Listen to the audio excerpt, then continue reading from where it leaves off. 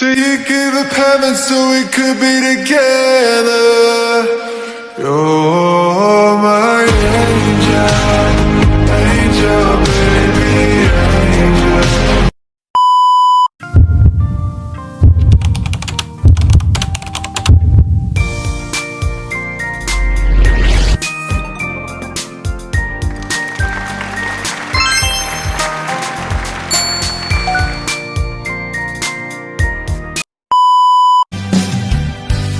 Okay, tagal kung naghihintay na dumating ka sa aking buhay.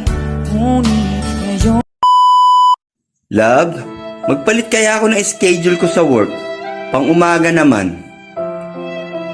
Kasi nag-aalala ako sa'yo wala kang kasama sa gabi. Sa gabi, sinasamahan ako ni pare mo. Hanay ako. Kung masaya ka na ngayon sa piling niya, wala na akong magagawa kahit pilitin pa na ang ibigin ka at ang isipin ka. Nalimot mo na nga ako dahil sa pag-ibig niya.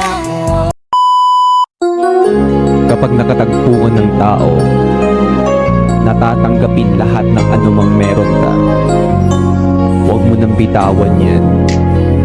Huwag mo nang papalayain yan. Sa panahon Munting pumapata nang di alam ang luha. Ayaw kong ganito, mahal dinggin mo. Nahihirapan ang puso, sinundan ka ng pusa at nagmamakaawa. Tinalikuran mo ako ng pagpalayo, sumisigaw ang puso, labis na nasaktan ako sa mga alaala. Kahit nahabulin ka, kahit mapilitin ka. Ang malas mo. Bakit? Ang pangit ng iniyakan mo. Labis na nasaktan ako sa mga alaala. Namimiss mo na magmahal ng tao, no? Hayop kasi yung minahal mo dati.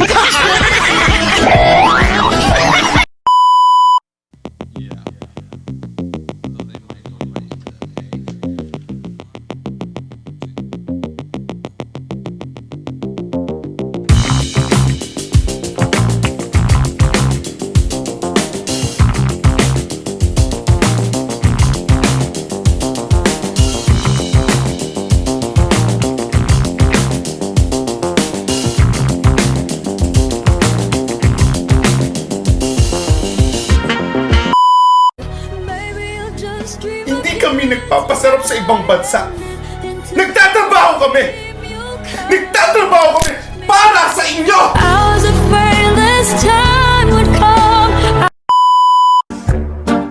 Ano?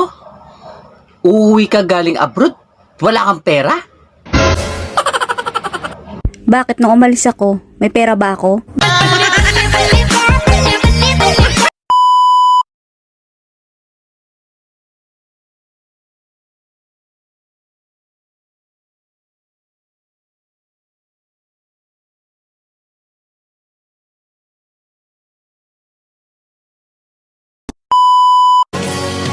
Minsan sarap patulan kapag chinismis ka. Kwento nila ay kulang, minsan na may sobra. Hindi lahat ng tulala ay iniwan ng juwa. Yung iba, walang pera.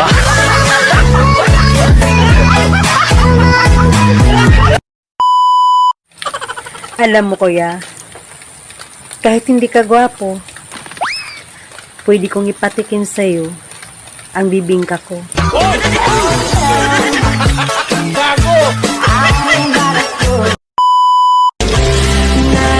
Hindi ako gwapo. Hindi ako mayaman. Hindi ako sikat.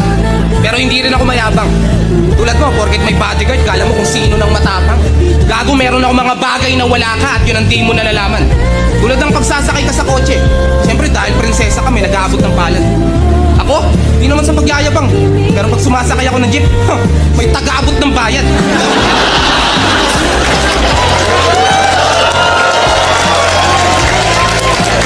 Kaya kung lalaitin mo ako sa pagiging mahirap ko, abay tarantado kang bakla. Wala akong paki sa shower at bathtub nyo, meron akong tabo at batya. Ganyan naman kayong mayayaman eh. Akala mo kung sino nang mabigat manghusga. Kung meron kayong libo-libo, meron din naman akong barya na mabigat sa bulsa. Palibasa, nakadepende ka sa magulang mo, kaya kala nyo, disente na. Anong English ng manok? Anong English manok? Oh. Chicken! Yung anak ng manok. Ha? Yung anak ng manok. Yung anak ng manok? Oh. Chikiting. Hindi na naman. Hindi na naman, chick. Sa mga lalaking mahilig manloko ng asawa dyan, kung ayaw nyo masira ang pamilya nyo, huwag kasi kayo nagpapahuli. Gago!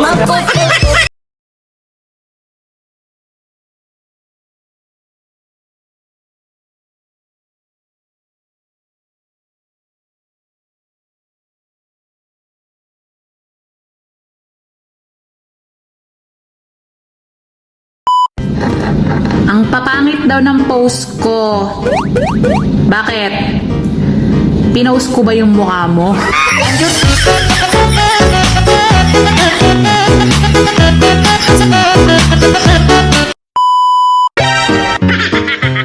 Ops. Alam ko, naiinis ka na sa akin.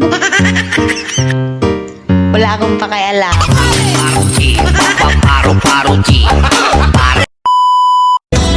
Hindi po masarap sa abroad. Masarap sa abroad. Ang masarap ang nag-a-abroad.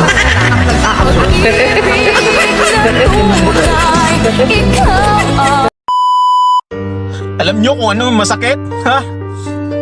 Yung ang daming taong nakapaligid sa'yo.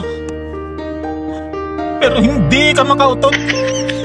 Kasi pinipigilan mo.